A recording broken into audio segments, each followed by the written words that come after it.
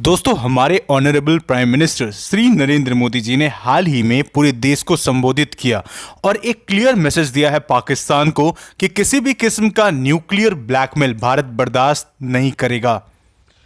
कोई भी nuclear blackmail Bharat नहीं सहेगा। न्यूक्लियर ब्लैकमेल की आड़ में पनप रहे आतंकी ठिकानों पर भारत सटीक और निर्णायक प्रहार करेगा। और देखो, हमें यहां एक बात एडमिट करना पड़ेगा कि पाकिस्तान भले ही न्यूक्लियर पावर कंट्री है और भारत दुनिया का एकमात्र ऐसा देश है जिसने एक न्यूक्लियर पावर होल्ड करने वाले देश पर अंदर जाकर अटैक किया है, रिटेलिएट किया है। And this clearly highlights the capabilities and the strength that Indian armed forces have। तो आइए इस लेक्चर में हम डिस्कस करते हैं कि भारत का स्टैंड पाकिस्तान और टेररिज्म के खिलाफ बदलने से क्या बड़े बदलाव आ सकते हैं। So many things to understand in this lecture, but before that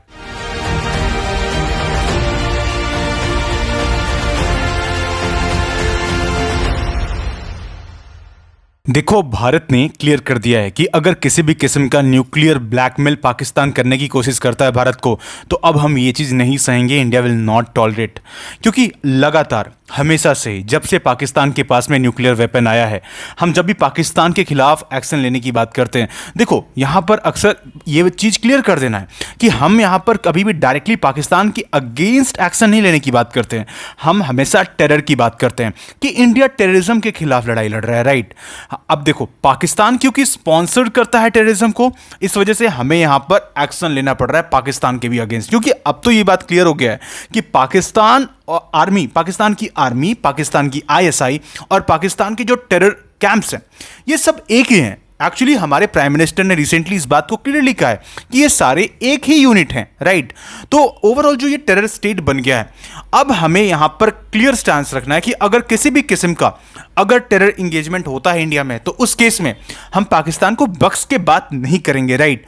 और हमेशा से ही रहा है। देखो, जब ओवरऑल सिनेरियोस की हम बात करते हैं 1990 से लेकर, देखो 1990s में क्या होता है कि पहली बार हम देखते हैं कि पाकिस्तान मतलब न्यूक्लियर धमकी देता है। उस वक्त के जो पाकिस्तान फॉरेन मिनिस्टर थे साहिबजादा याकूब खान, इन्होंने भारत को वार्न किया था ओवर दी कश्मीर टेंशंस, क्योंकि उस वक्त में कश्मीर में काफ़ी ज़्यादा डिस्प्यूट्स हो गया था, वापस से वहाँ पर सीज फायर का उल्लंघन किया गया था, राइट। कंटिन्यूसली एलओसी पर फायरिंग हो रहा था उस वक्त में। And that time what that foreign minister did कि इन्होंने इंडियन ऑफिशियल्स को ये कहा कि देखो, इसका काफ़ी हेवी कॉन्सिक्वेंसेस फेस करना पड़ सकता है इंडिया को, and specifically implying nuclear retaliation also. So this was the first time जब हमने देखा था कि यहाँ पर इंडिया को धमकी दी गई थी पाकिस्तान की तरफ से। और ये एक बहुत बड़ा कारण था कि क्यों हमने 1998 में, राइट, जो हमारा टेस्ट था, हमने जो पोखरण न्यूक्लियर टेस्ट किया, ये एक बहुत बड़ा कारण था, क्योंकि पाकिस्तान के पास में जो न्यूक्लियर वेपन है उसका मेजर मोटिव ही यही है कि एक्चुअली उन्होंने इंडिया के अगेंस्ट यूज करने के लिए उसे बना रखा है, राइट। अब देखो, यहां पर जब हम बात करेंगे अभी इंडिया की न्यूक्लियर पॉलिसी की रिस्पेक्ट में, तब हमें समझ में आएगा कि पाकिस्तान की न्यूक्लियर पॉलिसी कैसी है, राइट। दोनों में डिफरेंस है बहुत ज्यादा, राइट। तो वो हम समझेंगे। अब ये तो 1990s का बात हो गया। 2001 से लेके 2002 की बात कर लो, उस वक्त भी पाकिस्तान ने यही किया था एक्चुअली, राइट। पाकिस्तान ने after parliament attack that happened in India, general Parvez Musharraf ने उस वक्त में क्या किया कि इन्होंने कुछ बड़े बड़े स्टेटमेंट्स देना स्टार्ट कर दिया, स्पीचेस देना स्टार्ट कर दिया, that if India attack and general Javed Ashraf Qazi उस वक्त के, that if India attacks Pakistan would use nuclear weapons if its existence was threatened, that means if I am going down the deaths I might as well take the enemy with me. ये इस तरह का statement आया था उस वक्त में general Javed Ashraf काजी के द्वारा, राइट। तो ये मल्टीपल स्टांसेस, यही कुछ हमने बालाकोट क्राइसिस के वक्त में भी देखा था। उस वक्त में जो former US secretary of state Mike Pompeo जो थे, उन्होंने भी बताया था कि देखो, पाकिस्तान कंटिन्यूसली अपने न्यूक्लियर आर्सेनल को कहीं ना कहीं ज्यादा ज्यादा प्रिपेयर कर रहा है, राइट। और ये सारी चीजें कहीं ना कहीं हाईलाइट करती है कि कभी भी पाकिस्तान इस तरह के स्टेप्स ले सकता है। तो एज सच ये रिस्पॉन्सिबल हैंड में नहीं है पाकिस्तान की जो न्यूक्लियर वेपन है, राइट।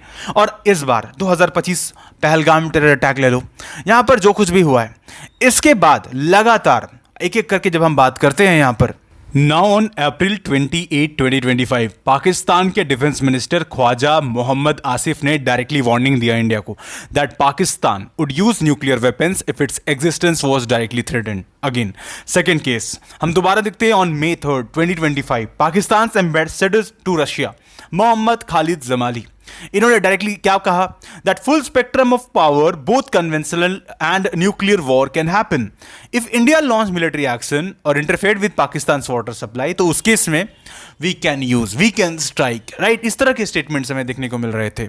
अगेन ऑन स्पेसिफिकली इस बीच एक और स्टेटमेंट आता है पाकिस्तान के मिनिस्टर हानिफ अब्बासी का। ये क्या कहते हैं दैट घोरी, शाहीन, गजनवी जैसे मिसाइल्स हमने करीब 130 वॉरहेड न्यूक्लियर कैपेबल हमने इंडिया की तरफ मोड़ रखा है, राइट। और कभी भी हम अटैक कर सकते हैं, हम रिटेलिएट कर सकते हैं अगर भारत ने हमारी वाटर सप्लाई को रोका, इंडस वाटर को अगर होल्ड किया। तो इस तरह के कहीं ना कहीं स्टेटमेंट्स इनकी तरफ आ रहे थे। एंड इवन इस वॉर को रोकने के लिए भी, इस कहीं ना कहीं रिटेलिएशन को रोकने के लिए भी इन्होंने जिस तरीके से यहां पर एक तरीके से आप कह सकते हो कि नेशनल कमांड अथॉरिटी को एक मीटिंग बनाया, जो ओवरऑल देखता है न्यूक्लियर आर्सेनल को एंड खास करके इस तरह के डिसीजंस लेता है, उन्होंने इस तरीके की कहीं ना कहीं मीटिंग्स बुलाया ताकि वर्ल्ड के लीडर्स जो हैं उनको ऐसा लगे, दुनिया को ऐसा लगे कि हाँ पाकिस्तान कुछ बड़ा करने वाला है। तो इस तरह के कहीं ना कहीं इवेंट्स और इस तरह के कहीं ना कहीं न्यूक्लियर ब्लैकमेल पाकिस्तान हमेशा से करता आया है। Understand about India's nuclear policy, Bharat की न्यूक्लियर पॉलिसी क्या है, इसकी एक बेसिक अंडरस्टैंडिंग हम समझते हैं। देखो भारत की जो न्यूक्लियर पॉलिसी इसे फॉर्मली अडॉप्ट किया गया था 2003 में, ओके। अब ये कुछ बेसिक प्रिंसिपल पर निर्धारित है, जैसे फॉर एग्जांपल जो फोकस करती है on deterrence, on restrain, on responsible use, very important, responsible use पर बिलीव रखते हैं हम। लेकिन क्या पाकिस्तान इस पर बिलीव रखता है? बिल्कुल भी नहीं, इसके विपरीत इररिस्पॉन्सिबल यूज। जी हाँ, अब यहां पर कुछ की एलिमेंट्स हैं जिसे समझना जरूरी है, जिसमें से एक जो है that is the first thing is that no first use. अब नो फर्स्ट यूज की जब हम बात कर रहे हैं, when we are talking about no first use NFU, तो this means that India will not initiate a nuclear strike, but it will be used or it will use nuclear weapons only in retaliation to nuclear, right? लेकिन यहां पर एक और चीज clear है कि अगर फॉर एग्जाम्पल हम न्यूक्लियर अटैक करेंगे तो इस तरीके से करेंगे, इस चीज का इंश्योर करेंगे कि वो मैसिव रिटेलिएशन हो, बिकॉज जाहिर सी बात है ना, because this ensure deterrence by guaranteeing severe consequences regardless of the scale of initial attack। initial attack कितना ऐसा कह लो कि कितना इंटेंसफुल था वो मैटर नहीं करता है, लेकिन सेकंड अटैक अगर हम करेंगे ना तो it will be decisive, massive retaliation, right. इस पर हम बिलीव रखते हैं। अगला क्या है? Credible minimum deterrent. मतलब क्या? India maintains a nuclear arsenal sufficient to deter adversary by but limited in size to avoid an arm race, okay। मतलब the overall focus is on quality and survivability rather than numerical superiority, okay। तो as such यहां पर कई सारी चीजें clear है कि हमारी जो ओवरऑल डिटरेंस हम जब बात करते हैं तो it will be based on credible minimum deterrent, okay. Second, strike capability, right. ये सारी चीजें यहां पर इंपॉर्टेंट हो जाती हैं। लेकिन अब आज के वक्त में क्या हो गया है ना, देखो बहुत जरूरी इस चीज को समझना, क्योंकि आज पाकिस्तान इस हद तक पहुंच चुका है कि कंटिन्यूअसली वो थ्रेट्स दे रहा है। तो ऐसे में आज के वक्त में जो ये NFU है, नो फर्स्ट यूज का पॉलिसी है, क्या ये सही है? इस पर बहुत ज्यादा प्रश्न चिन्ह उठ रहा है आज के वक्त में। और इवन देखो यहां पर हमारे डिफेंस मिनिस्टर राजनाथ सिंह जी के द्वारा दिया गया एक स्टेटमेंट भी काफी इंपॉर्टेंस रखता है। देखो यहां पर इन्होंने क्या कहा है that till today our nuclear policy is no first use, What happens in the future depends on these circumstances। तो ये जो स्टेटमेंट है ना, ये ग्रे एरिया कहीं ना कहीं रखता है कि क्या भारत का नो फर्स्ट यूज पॉलिसी जो है ये कहीं ना कहीं आने वाले वक्त में चेंज हो सकता है पाकिस्तान के अगेंस्ट। क्योंकि आज पाकिस्तान तो फर्स्ट यूज रखता है, पाकिस्तान के साथ थोड़ी ना ऐसा है कि वो लोग नो फर्स्ट यूज पर बिलीव रखते हैं, पाकिस्तान तो फर्स्ट यूज पर बिलीव रखता है। तो ये चीजें यहां पर इंपॉर्टेंट हो जाती हैं। और देखो यहां पर तीन मेजर स्पेसिफिकली जो स्टैंसेस है ना उसको यहां पर चेंज किया गया है। वो क्या है? जिसमें पहला ये है that if there is a terrorist attack on India we will respond in our own way, कि अगर टेररिस्ट अटैक होता है गलती से भी तो हम अपने तरीके से उसे कहीं ना कहीं रिस्पॉन्ड करेंगे, on our own terms, at our own time. Second, India will not tolerate any nuclear blackmail, ये मैंने ऑलरेडी डिस्कस कर दिया आपके साथ। Third, we will not see the government that patronises terror and masters of terror separately.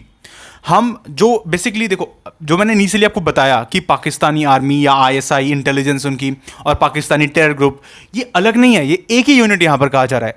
So the world is also moving forward by understanding this new form of India, this new system.